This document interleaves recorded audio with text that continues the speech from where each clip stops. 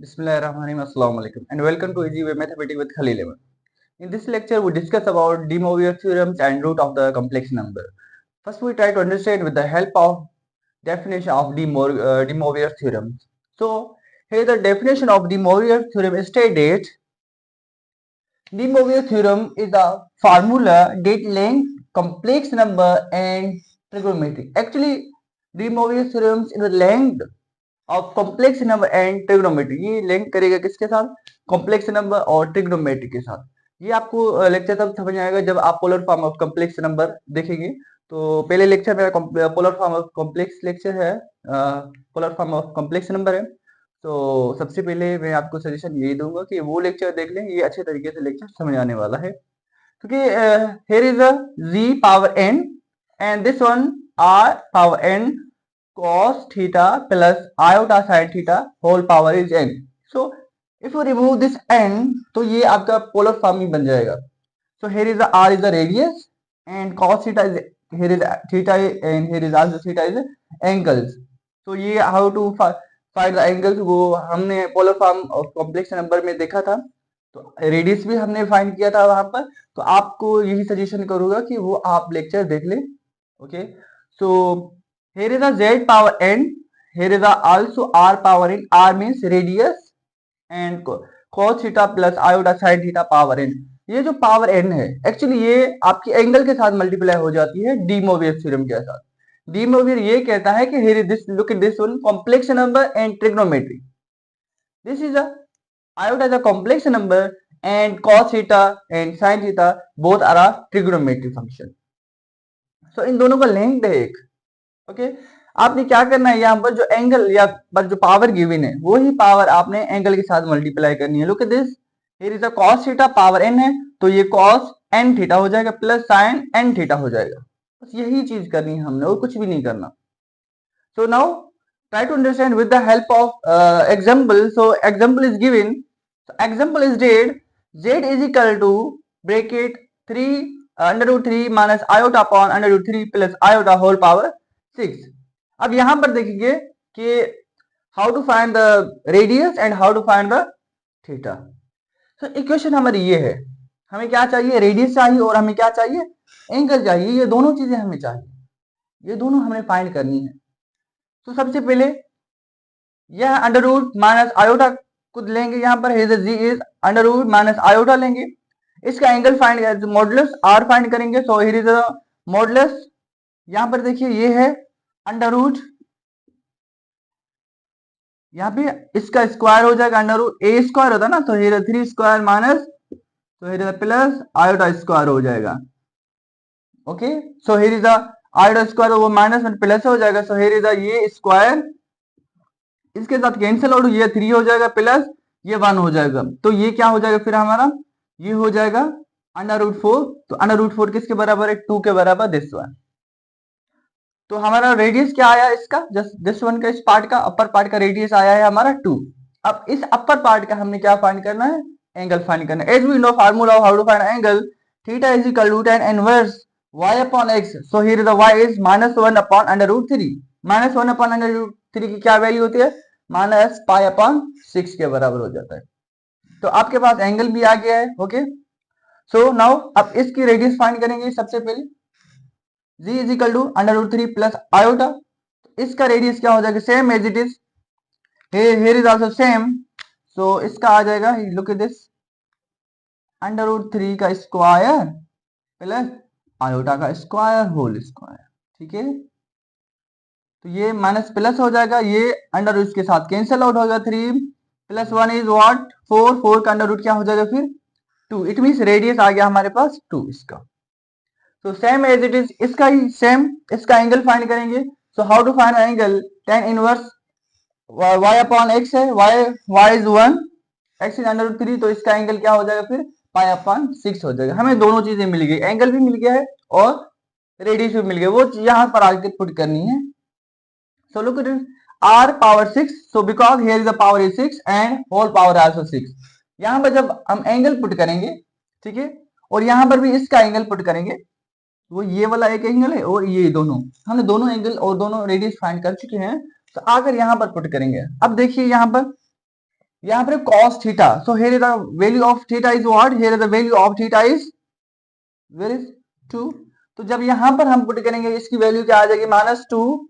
और जब ये वैल्यू, इसका रेडियस क्या है आपका, सॉरी मॉडुलस क्या है? 2 है, तो यहाँ पर 2 पावर 6 है, here is also 2 पावर 6. और इसका एंगल क्या है? π/6. जब यहाँ पर हम π/6 पुट करेंगे तो वो इसका जो सिंप्लीफाई करने के बाद रिजल्ट आएगा -2/2 हो जाएगा. क्या करना है एक्चुअली? ये है cos π/6, here is this one, here is a -π/6, here is a plus iota sin -π/6. तो इसकी जब वैल्यू सिंप्लीफाई करेंगे तो ये रिजल्ट आएगा -2. और इसके अंदर हम ये वैल्यू पुट करेंगे, लुक एट दिस वन π/6, तो इसका रिजल्ट आएगा 2. हमने इसकी जगह -2 लिखा, उसकी जगह 2 लिखेंगे. सो हियर इज ये 2 power 6 and 2 power 6 cancel out. Okay, ये -2/2, ये रिजल्ट आएगा -1 होल पावर 6. अगर किसी भी नेगेटिव फंक्शन की पावर इवन नंबर है तो वो इसका रिजल्ट क्या आता है? 1 हो जाता है. तो z⁻6 is what? z⁻6 is 1 हो जाएगा. ओके, सो ये था हमारा डी मोवियस थ्योरम. हम अब डिस्कस करेंगे root of complex number. Here is the definition of root. State that root of a complex numbers are solution of the equations. Here is this one, w power n is the solution of z. Actually root का मतलब ये है कि जो complex number की solution है उसको denote करता है root. Depend on the power. अगर 2 पावर तो 2 रूट्स निकलेंगे, जैसे कि 2 सॉल्यूशन निकलेंगे. अगर 3 पावर से तो 3 सॉल्यूशंस निकलेंगे. Here is the equation. Actually root totally depend on the polar form and De Moivre's theorems. So as we know, this is the polar forms. Here is the 1/2 is the root. Here is the n is the any number in the numbers. Okay. Here is the cos n theta plus iota sin n theta. This is the De Moivre's theorems. Is power is 1/2. So here is the 1/n. Okay. 1/n is the root. Okay. Root तो कुछ भी हो सकता है हमारा. तो इसकी जो इक्वेशन किसके बराबर? ये बराबर है r is power 1/n cos theta plus 2k pi/n. n is what? n is the power this one. De Moivre theorem है ना. डी मोवियर थ्योरम में क्या करते हैं? जो पावर होती है वो एंगल के साथ मल्टीप्लाई हो जाती है. दिस एंगल, ये हमारा एंगल है थीटा. और ये जो 2k है, हियर इज द 2k. ये जो 2k है, के हमारा नंबर्स हो गया. Okay, first second third fourth, वो डिपेंड किस पे करेगा? पावर पे. जितनी पावर होगी के हमारा कहां से स्टार्ट होगा? 0 पे स्टार्ट होगा. ठीक है, k is equal to 0 1 2 3 and so on. तो हमारी उतनी रूट्स जो है, सॉल्यूशन जो है उतनी क्या होगी? बढ़ते जाएंगी. अगर पावर 1 है तो के 0 हो जाएगा, एक सॉल्यूशन देगा. पावर 2 है, इट मींस रूट 2 है, स्क्वायर रूट जिसको कहते हैं स्क्वायर रूट है, तो के की पावर 0 और 1 होगी. तो उतनी हमारी क्या होगी? अगर जितनी भी पावर है आपकी, उतनी सॉल्यूशन या उतनी रूट्स बढ़ेंगी हमारी. Okay, so here is try to understand, find the square roots. So it means that in this power, in this place we have put as 2. जब भी 2 पावर स्क्वायर होगी तो 2 ही हो जाएगा. तो 1/2 की जगह पे हमने क्या लिखना है? ओनली जस्ट 2 लिखना है. ठीक है, here is in this case n is what? n is 2 square, that's why. तो हम कोई भी इक्वेशन ले रहे हैं, ठीक है, सबसे पहले r फाइंड करेंगे. उसका अगर r आ रहा है, रेडियस है जो उसका 1 है, और जो एंगल है वो है पाई. फर्स्ट करते हैं, एग्जांपल है ये हमारा. कोई भी हमने इक्वेशन ली, कोई भी एग्जांपल लिया जिसका हमारे पास रेडियस जो है 1 है और जिसका जो एंगल है वो है पाई. ये हमारे दोनों के दोनों पोलर फॉर्म के अंदर होंगे. ठीक है, इधर के लिए. So these are the depend on the polar forms. हमने जब पोलर फॉर्म को फाइंड किया तो हमें रेडियस क्या मिला? 1 मिला, और एंगल क्या मिला? पाई मिला. So now find the square roots. How to find? First we, as we know, k is equal to what? So k is equal to 0 and 1. Square है, डेट्स हुआ k is 2. क्यूब होगा, k क्या होगा? 0 1 and 2. It means 3 solution मिलेंगे. These are the solutions. Okay, now try to understand how to find the solution. ये जो k है हमारा वो डिपेंड करेगा पावर पे. अगर 3 पावर होगी तो 3 ये k वैल्यूज देगा. इसकी मदद से हम सॉल्यूशंस फाइंड करेंगे. Okay, so here is the power is 1 first, तो ये हमारा 1 होगा. इस सो हियर इज द r है ना, r क्या है हमारा? 1 है, तो यहाँ पे मैं 1 लिखूंगा.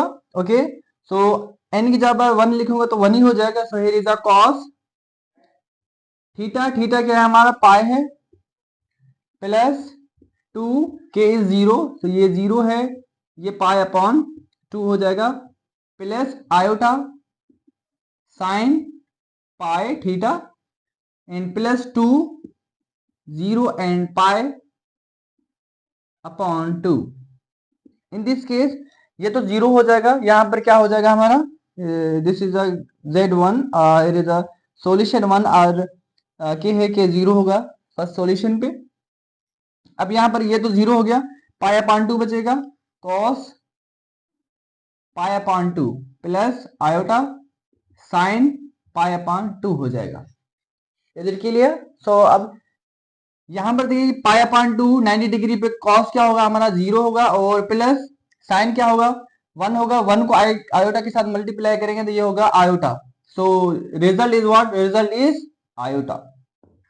तो के 0 पे हमारा रिजल्ट क्या है, आयोटा का फर्स्ट सॉल्यूशन हमें मिल गया है।